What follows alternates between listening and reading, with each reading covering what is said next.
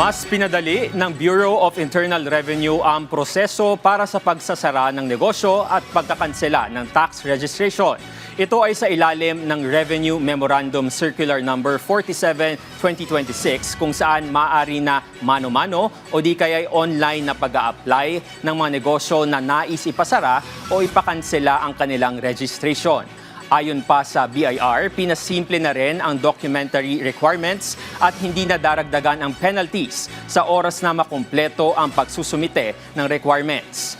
Sa mga micro-taxpayer naman na walang outstanding liabilities, maaari na kayong makakuha ng tax clearance sa loob ng 3 working days. Giit naman ni BIR Commissioner Charlito Mendoza, bahagi pa rin ito ng mas pinabuting ease of doing business na ipinatutupad ng administrasyon ni Pangulong Ferdinand R. Marcos Jr. Aniya, ang reforma sa pagnenegosyo sa bansa ay dapat maramdaman sa buong business life cycle, hindi lang sa pagsisimula nito.